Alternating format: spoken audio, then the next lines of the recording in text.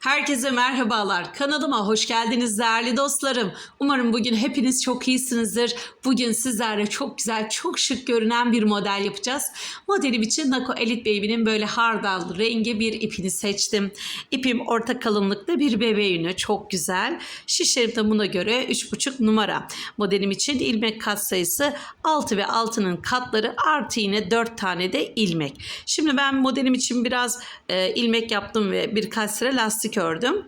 Şimdi modelime başlayacağım. Bu arada hatırlatmamı yapayım. Kanalıma abone değilseniz ücretsiz abone olup zil simgesini aktif hale getirirseniz yeni yayınladığım tüm videolardan anında haberdar olursunuz. Videolarıma beğeni ve yorum yaparsanız, çevrenizde paylaşırsanız, sosyal medyalarınızda paylaşırsanız benim için şahane bir destek olur. Destekleriniz için de ayrıca çok teşekkür ederim. Şimdi hemen ben şöyle modelime başlayacağım. İpimi hazırladım. Evet, modelimin birinci sıra ön yüzünden başlıyorum. Herkese kolay gelsin. İlk ilmeğimi örmeden aldım. Burada 2 tane ilmeğimi ters olarak örüyorum. Önümde 4 tane ilmeğim var. Bunların 4'ünü şöyle düzelterek şöyle sağ şişime aldım. Arkadan sağdaki 3 tane ilmeği alıyorum.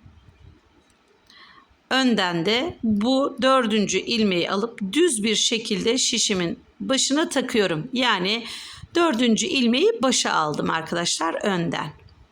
Onların 4'ünü de şöyle 4'ünü düz olarak teker teker örüyorum.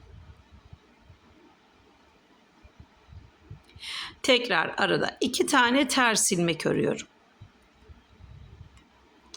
Önümde 4 tane ilmeğim var. Onları şöyle düzeltiyorum. Sağ şişime aldım. Arkadan sağdaki 3 tane ilmeğimi sol şişime alıyorum. Şişimi çıkardım. Önden de 4. ilmeğimi alıp en başa takıyorum. Düz olacak şekilde. Bunları 4 tane ayrı ayrı düz örüyorum. Tekrar arada 2 tane ters örüyorum.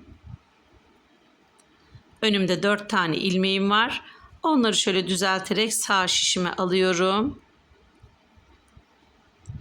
Arkadan sağdaki 3 tane ilmeğimi sol şişime taktım.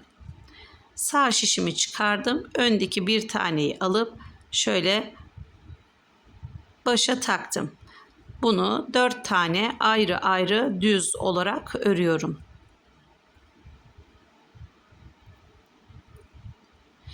Geriye kalan 2 tane ara ilmeğimi yine ters örüyorum ve kenar ilmeğimi düz aldım. Modelimin birinci sıra ön yüzünde modelime bu şekli verdim. İkinci sıra arka yüzdeyim. İlk ilmeğimi örmeden aldım. Burada 2 tane düz, 4 tane ters örüyorum.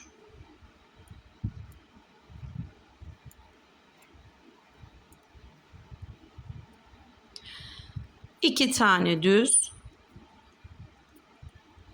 4 tane ters.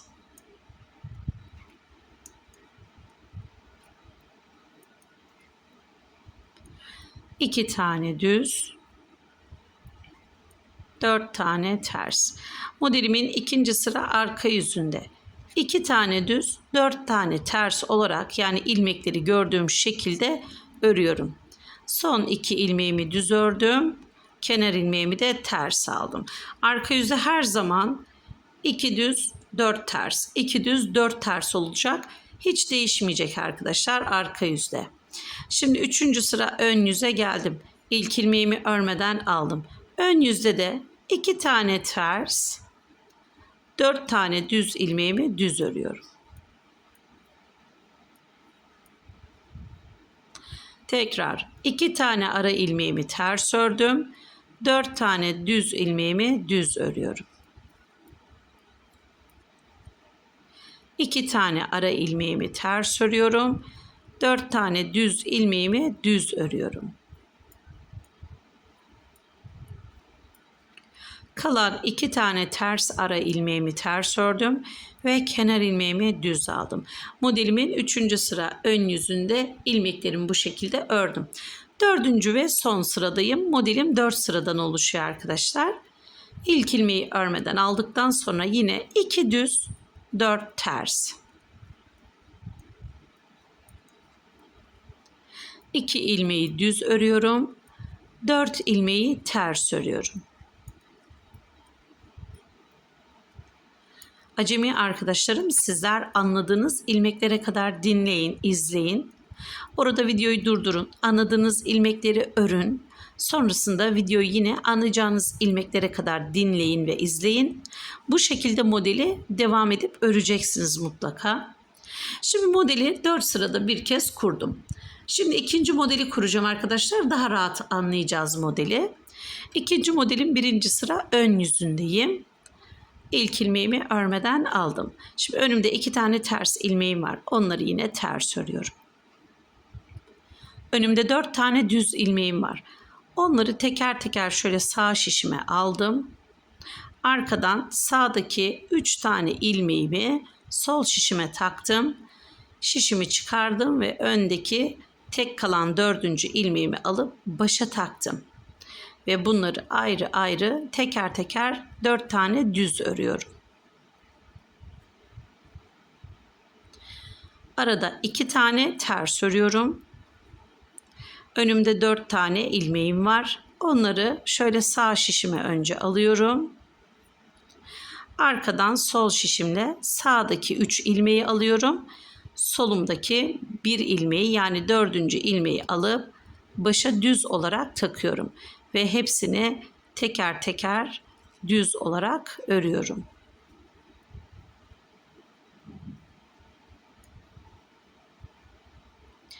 Arada 2 tane ters örüyorum. 4 tane düz ilmeğimi sağ şişime alıyorum.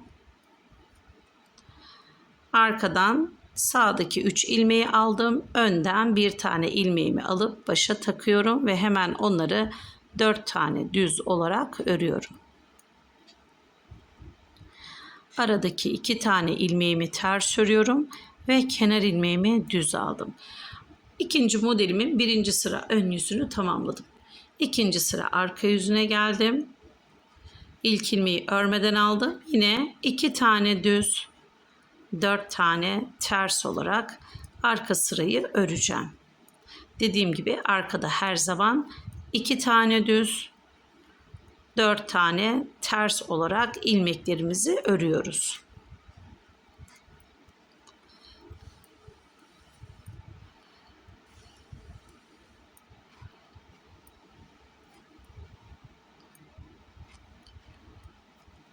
Son 2 ilmeğimi düz ördüm. Kenar ilmeğimi de ters aldım.